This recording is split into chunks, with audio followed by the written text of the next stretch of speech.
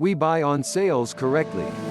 Many discount programs, especially in times of crisis, are developed according to a similar principle.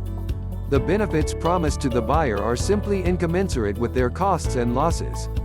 Nevertheless, the crisis is a period of discounts and sales, including very tempting ones. One of its first consequences is a sharp contraction in demand for household appliances and complex technical goods, especially imported ones. The reason is not only a drop in the incomes of the population, but also a natural decline in consumer lending due to impoverishment and a loss of certainty. The sharp contraction of demand creates in-trade inventories that require unforeseen expenses for storage. The slowdown in turnover creates huge financial problems for trade enterprises, since they are accustomed to living off constant refinancing. At the same time, manufacturers of the sold equipment, faced with a sharp reduction in income from its sale, are also increasing pressure on sellers.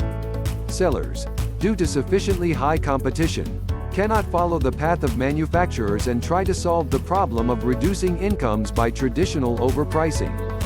All this will make the sellers of household and office equipment, communications and vehicles extremely tolerant of the buyer. This will first trigger a massive campaign to provide a variety of gifts, bonuses and discounts, and then a real, already forgotten price cut. Of course, according to different sectors of different markets, these processes go at different speeds and different depths achieved. But on the whole, there is no doubt, the crisis will forcefully expand the trade in complex technical goods to face the buyer. Buying luxury goods, even with discounts, is a big mistake and a waste of money. Remember that the money that today you can easily spend on a plasma TV, mobile phone or car, in a year you may not be enough for food for your children. Inflation and depreciation of money will sharply raise the prices of imported equipment, including those you absolutely need, and will sharply reduce its range. This will deprive you of the opportunity to update or purchase instead of broken devices that have already become familiar, or even necessary. The general decision-making principle in this case is primitively simple. You must acquire the means of production, that is, the equipment with which you earn, or rather, hope to earn, money. The necessary household appliances can be bought only to the extent that it develops its resource. So, if your refrigerator or vacuum cleaner, according to your ideas, may break down in the coming year, it's time to buy a replacement in advance.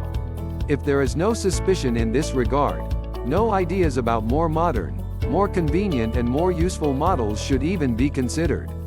There are only 24 hours in a day, and in times of crisis they have a more serious application. No matter what temptations you may feel, you should categorically put all thoughts of luxury goods out of your head. That is about all the things that are not the means of production and not strictly necessary for your household.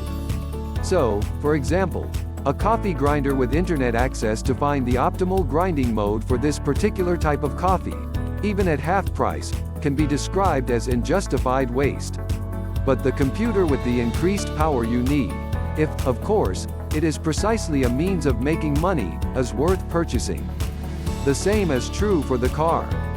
If in the near future, you are going to change their cars, and if you are convinced of the relative stability of their financial situation, it makes sense for you to bring the term of its replacement closer.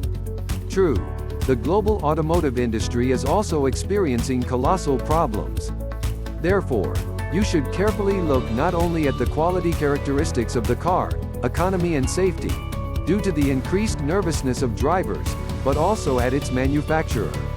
It will be a shame to buy a good car with a great strain of all financial possibilities, and in a month to find out that its manufacturer has gone bankrupt and stopped production.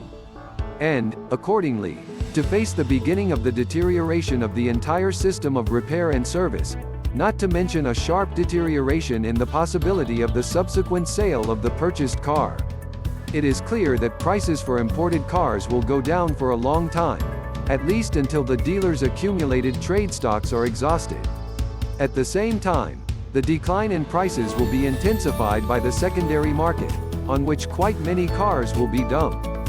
The owners of these cars will find themselves on the verge of insolvency, and will not be able to pay off their car loans, or simply will be faced with the impossibility of maintaining a car that is too expensive to operate. During the last crisis, sales of expensive cars at prices several times lower than the pre-crisis ones were a frequent occurrence.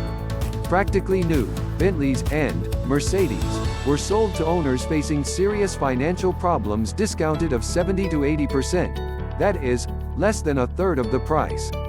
The same will happen with real estate, prices for which will also fall. However, realizing that the longer you wait, the lower the prices will be, you should also understand that in parallel with the reduction in prices, there is also a narrowing of the assortment, a reduction in choice. After all, commodity stocks are replenished extremely weakly during a crisis. And after a while, after the pre-crisis stocks of even popular models are exhausted, it will simply be impossible to buy some of them. However, you can look for them on sale a relatively short time to operate the car, whose owners have failed to return the car loan. Good luck and correct shopping to you.